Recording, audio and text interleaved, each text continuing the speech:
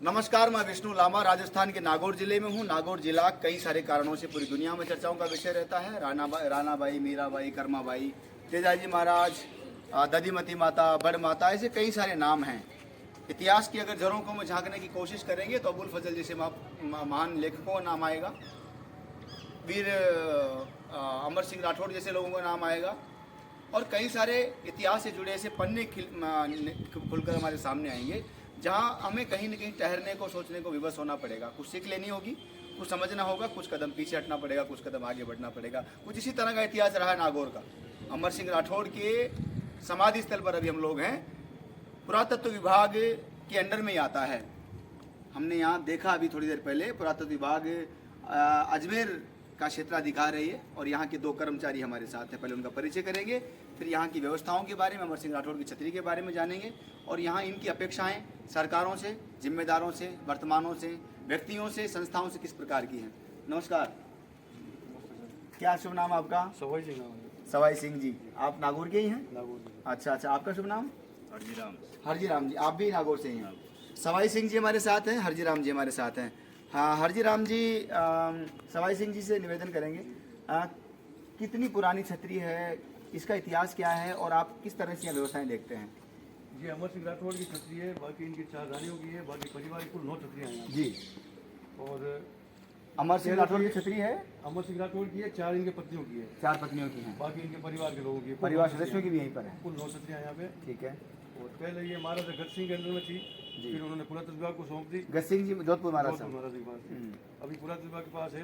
छतरियाँ तो बन गई, लेकिन देख रेख का यहाँ अभाव है। सरकार जो है इनकी अनदेखी कर रही है, या सफाई कर्मचारी नहीं है, लेकिन वो जो यहाँ गार्ड हैं वो अपने स्तर पर ही इसकी साफ सफाई करने की जिम्मेदारी नहीं है। हाँ, फिर भी वो क्या है कि यहाँ काम मानवता के नाते वो देख लेते हैं, लेकिन आपकी अपेक्षा सरकार से ये है कि कर्मचारी बढ़ाए जाए ताकि यहाँ सुव्यवस्थित। पिछली बार जब भाजपा सरकार में थे वो पैनोरम बनाया, हाँ। लेकिन बनाने के बाद वो 4-6 महीने बाद से बंद हो गया। हाँ। न उसमें बिजली कटी हुई है, कनेक्शन बिल चढ़ा हुआ है। तो पिछली जो 5 साल की सरकार है गहलोत साहब की, उस सरकार में वहाँ कुछ कोई ध्यान नहीं दिया गया। ध्यान नहीं दिया गया। जाते जाते सरकार ने पैनोरम बनाया था, सभी देवी देवताओं में बनाया था, उस समय ये बना था। हाँ, वहाँ पता है, सरकार हमारे मेरे गाँव में धन्ना भगत का बना था, मुझे याद है। फिर कांग्रेस सरकार ये अंदर की गई। अब बीजेपी सरकार से अपेक्षा ये है साहब कि उसकी साफ सफाई करवाए, उसमें कर्मचारी लगाए, देख रेख के अभाव वो जीर्ण हो रहा है।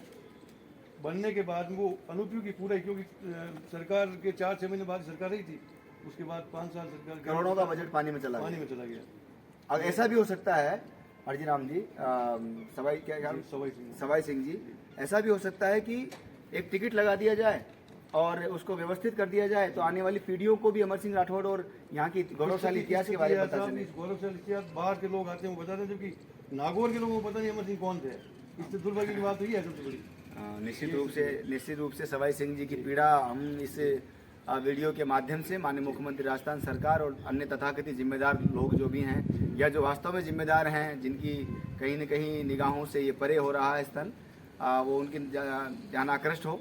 और यहाँ पर कई सारे पीपल के पौधे हमने देखे अभी, तो वहाँ पर वो पीपल के पौधे उगे हुए ऐसी जगहों पर जो उनको भी निकाल करके एक अच्छी जगह लगाया जा सकता है, ताकि वो इस धरोहर को डैमेज ना करे। हमने प्रयास किया, 2-3 बार यहाँ बाहर लगाए, या पूरी सड़क किनारे हमने यहाँ के पीपल निकलवा के लगाए। अच्छा, लेकिन ये फिर निकल रहे हैं, तो ये हम अपने स्तर पर करेंगे। जड़ से निकाल के सीमेंट पैक करना पड़ेगा। हाँ, सीमेंट से पैक करना पड़ेगा। बाकी लगाते हैं, उसकी जड़ हल्की रह जाती है, फिर वो निकल जाता है। सरकार की तरफ से तो केवल चौकीदारी के काम अलावा कोई काम नहीं है। तो वो तो पुरातत्व विभाग से है, राज्य सरकार की तरफ से कोई कुछ नहीं है।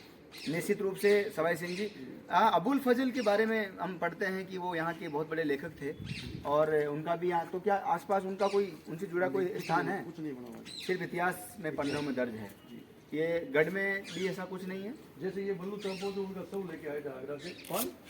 बल्लू चंपावत जो नागौर के हरसोलाव गाँव से थे। हरसोलाव से। लेकिन उनका यहाँ स्मारक बना, लेकिन गाँव में कुछ नहीं बना हुआ है। तो ये जो यहाँ बना हुआ है ना, हरसोलाव गाँव तो मैं गया हूँ। हरसोलाव गाँव के हैं वो मूल रूप से बल्लू चंपावत जो है।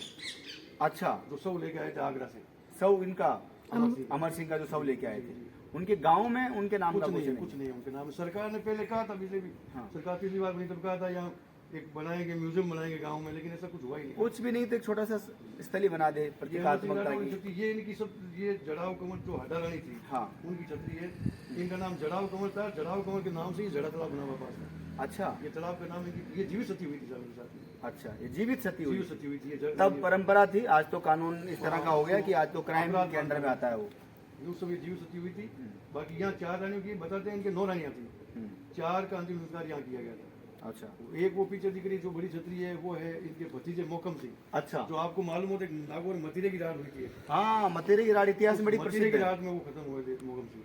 मोकम सिंह जी की मृत्यु उस मतीरे की रात में मतीरे की राड़ में हुई थी। उनका यहाँ अंतिम संस्कार किया गया था। ये पास में जो अमर सिंह के भतीजे थे राम सिंह, उनकी छतरी है। अच्छा। बलू चंपावत के सब लाने में सहयोग करने वाले साहिर सिंह थे, उनकी वो छतरी पास में बनी हुई है। वो साहिर सिंह की है। लेकिन इन लोगों क्या कि गाँव में कुछ नहीं है, जो था वो यहाँ है, उसके अलावा कुछ नहीं किया गया। मैं इसकी 10 साल में कोई मरम्मत हुई है। देखो आप, ये छज्जे गिर रहे हैं, ऊपर गिर रहे हैं, बिल्कुल गिर रहे हैं। हर बरसात आते ही 2-4 छज्जे गिर रहे हैं। सवाई सिंह जी के दिल से निकलने वाले ये शब्द, उनकी पीड़ा हर किसी सच्चे भारतीय की पीड़ा होनी चाहिए। मैं महसूस कर रहा हूँ, जब से आया हूँ तब से यहाँ पर बहुत ही जिम्मेदारी के साथ में पुरातत्व विभाग के 2 कर्मचारी यहाँ पर मौजूद हैं। हमें मिले यहाँ पर। अभी परिचय तो आपके सामने ही हुआ है, इससे पूर्व नहीं हुआ। लेकिन जब से आए तब से देख रहे हैं कि ये लोग पूरी तन्मयता के साथ में इस स्थान के संरक्षण और संवर्धन के लिए लगे हुए हैं। जिम्मेदारों से प्रार्थना है, सरकार के नुमाइंदों से प्रार्थना है, नागौर की तरफ झांकिए, गौरवशाली इतिहास को संरक्षण देने में, यहाँ की गौरवशाली धरोहर को संरक्षित करने में अपना योगदान दीजिए। यहाँ बहुत कुछ हो सकता है आने वाली पीढ़ियों के लिए। आश्चर्य इस बात का है कि ऐसे ऐसे मतीरे की राड़ इतिहास में हम पढ़ते हैं, लेकिन उनसे जुड़े हुए लोग जहाँ जहाँ पर उनका जन्म बलिदान स्थल रहा, वहाँ पर कोई प्रतीकात्मक नहीं है। महापुरुषों की उपेक्षा ज़्यादा दिन नहीं हो सकती, ऐसा पूज्य अटल जी ने एक भाषण में कहा था। और मैं अक्सर उनकी कुछ लाइनों की चर्चा करता रहता हूँ। पुरातत्व विभाग अजमेर के कर्मचारी सवाई सिंह जी, हरजी राम जी जो यहाँ बता रहे हैं, वो हम सबको सोचना और विचार करना चाहिए और आगे बढ़ना चाहिए। यह ऐतिहासिक स्थल आने वाली पीढ़ियों के लिए गौरवशाली प्रतीक हो, संरक्षित हो, संवर्धित हो, यहाँ हरियाली बढ़े और आने वाली पीढ़ियाँ कुछ राष्ट्र और समाज के लिए आगे कर गुजरने की तमन्ना अपने मन में ठाने। बहुत बहुत धन्यवाद। खमागणी। नमस्कार।